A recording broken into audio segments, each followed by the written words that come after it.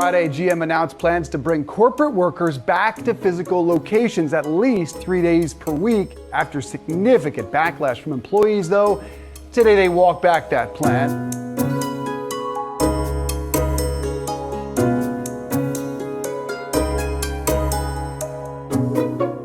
We as a workforce haven't quite figured out how to give people the same feeling of connectedness to those they're not immediately interacting with when they are physically distributed from those people.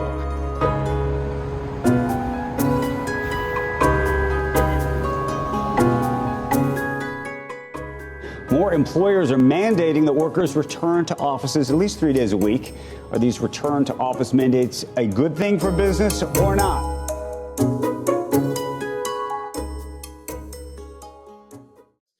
Framable, our starting point is really the end user experience on the computer. So what I mean by that is if you're a landlord, the Crestron systems, the card swiping systems, the hot desk systems, these are systems that your employees may or may not interact with directly, but they help you run a more efficient workplace. For us, we think about the end user experience, and we are focused on Microsoft Teams because more than 300 million people use Teams for their text chat, for their video calls. They have a view into their calendar all through Microsoft Teams. So if you work for a company that is already committed to Microsoft, then Microsoft Teams is an important part of your toolkit.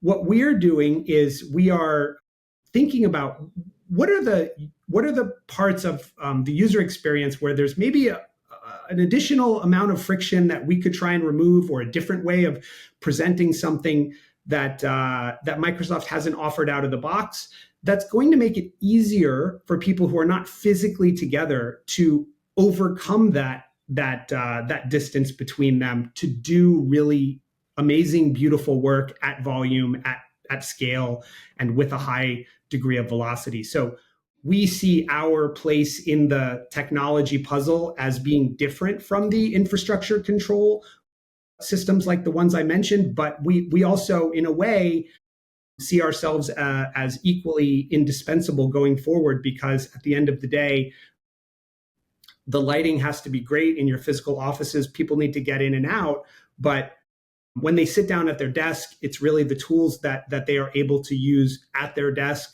with their colleagues that are not physically able to look over their shoulder that sometimes make the biggest difference. What happened during the COVID medical emergency of 2020 to 2022 is that a set of tools that were not designed to, we could say, bear as much weight as they were made to bear during that period, they held up pretty well, I must say. I mean, I think it was a big change for the humans to use them in the way that we did, and as much as we needed to use them in order to get through that difficult period. But the tools did serve their purpose, and they did help us get the job done. The question now is, we're not in a medical emergency, but everybody knows that we're not going back to 2019. Companies have a different understanding of the labor market, of what the labor market wants, of the flexibility of the labor market, and in some ways, the lack of flexibility now when it comes to things like, wanting just to be able to have the option of coming in a little later than usual, leaving a little earlier, taking a gap in the middle of the day, having a few days a week where you have meetings, but then also having a few days a week where you're able to work from another location. I think the conversation about work from home, I mean, there's nothing wrong with working from home. I am working from home right now. But I think the bigger conversation of distributed work and the slightly more narrow conversation about working from home, they are distinct. Distributed work means for us, anytime you're working with people in a very important way, in a critical way, and you're not physically together, you are distributed. That could be a company that has 5 locations and everybody goes into the office 100% of the time to 5 locations that are controlled by the company. And so as long as you're working with someone from the other 4 locations, you're working in a distributed way. A lot of people we talk to say, actually, we'll go further than that and say that at this one location, we have 10 floors, and we don't always walk to the desk of the person that we're working with. A lot of times we're working with someone who is on another floor. And for the most part, it's the same distributed experience. I mean, it might feel a little different because they're nearby, but your experience with them in a video call or using a whiteboard product or something where you're using digital tools to simulate the togetherness part is not different. They may be in Cleveland, they may be in San Francisco, or they may be 3 floors up. So distributed work for us means all of these scenarios. I think work from home is a specific type of scenario that is included, but what we'd like to see is we'd like to see the conversation, and we'd like to see the tools evolve in a way that really match or correlate with the distributed work conversation at the highest level. And there's a work from home component that's very specific, but really distributed work is what the people who make software should be focused on. And what we're most excited about is watching what the tool makers, including ourselves, do to try to improve distributed work for everyone. One of the most interesting distinctions that I've read lately and thought about in the context of working with other people and working with them physically versus remotely is the distinction between being face-to-face as opposed to being shoulder-to-shoulder. So when you are face-to-face, a video call can really get you a lot of the way there for face-to-face type interactions. Now, it's not the same as being in the room with another human. You can't quite get as much of the facial expression signal. You can't get quite as much of the breathing and rhythm and the other things that sort of make up the signal broadly about how someone's reacting to something. It's not exactly the same, but it's pretty good. I think that shoulder-to-shoulder tools are different. Shoulder-to-shoulder moments are very different when you are working shoulder-to-shoulder in person versus shoulder-to-shoulder digitally. And there, I think there's a lot more room for improvement in the tools themselves to help people feel like they can tap the deepest reservoirs of their creativity and their productivity when they are working together with someone, but they are working together on a thing. They are collaborating together. And it's not always the case that it's a face-to-face sharing of ideas. It could be that we're looking at a design, we're looking at a piece of code, we're looking at a piece of copy, we're looking at an advertising strategy or budget. And so screen sharing at the most basic level is sort of like the initial building block. I think that there is a lot more that can be done to enhance the basic screen sharing experience. And I also think outside the context of the interaction with the other person, there's a lot more that can be done on the presence issue, which is like, how can I feel connected and how can I be visually connected to other people if I'm not interacting with them directly? One of the things that happens in a physical office is that you are aware that you're surrounded by a lot of people that you may not be interacting with now, but you're getting a visual reminder that they're around, they're available. Maybe they're not available at this exact moment, but you could wait for a moment where they were available if you had something for them. The whole difference between scheduled and unscheduled interactions, it is something that's been written about a lot. I don't have a problem with either end of that spectrum, but I think that what hasn't quite yet happened, this is one of the problems we're working on ourselves, but what hasn't happened yet is we as a workforce haven't quite figured out how to give people the same feeling of connectedness to those they're not immediately interacting with when they are physically distributed from those people. A lot of the building blocks are there. we're not the only company that's working on this problem, but this is a very important problem to solve because all the research shows that there are a lot of advantages to distributed work, including work from home, but with adjustments here. But there are some disadvantages, and there is a real loneliness and a real disconnectedness that comes along with it.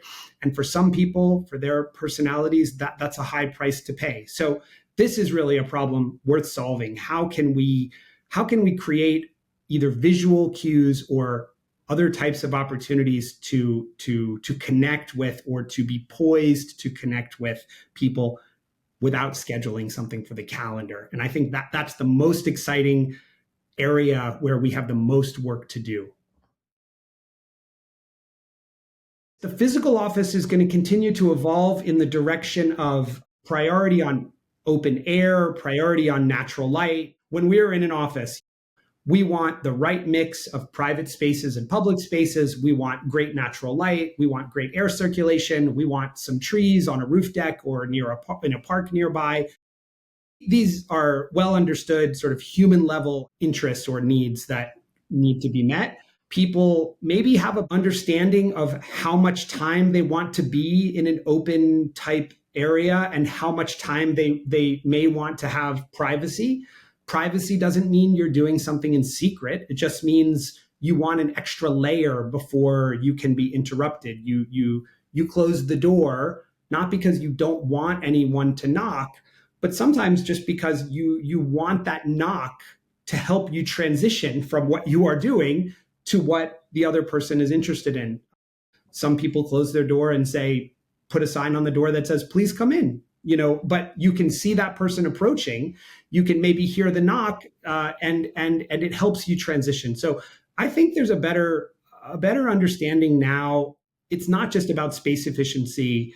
It's about the flow of the office and being able to talk about the advantages and disadvantages of each type of being for each type of employee. What you're looking for is a balance where people are motivated, they are inspired, they are efficient, they are creative, and they have these qualities, and their work has these qualities. And the architecture, the design, the interior design, the location of the office, all play a part in building up somebody's sort of psychographic profile for how good is the work they're going to do today. One of the understood disadvantages of distributed work is in the mentoring moment. And that goes back to the scheduled versus unscheduled interaction. You could be an entry-level employee of any kind, an accountant, a banker, any type of job. If you are starting your career, you are hopefully in a position to learn a tremendous amount by being exposed to the decisions and the deliberations of the people who have been doing this job for 10 or 20 years longer than you. Some of those moments of exposure can happen in a scheduled way, and that's fine. Maybe you're invited to what we used to call backbench in a big meeting. You don't sit at the table, you sit on the outside, you take notes, you listen, you have a chance to brief on it afterward. You have a chance to ask questions afterward, but you're not really an active participant. In a scheduled meeting, if you're invited, even if you don't have a role, there's a tremendous opportunity for you to listen, to absorb, to process, to question later, and to have a benefit.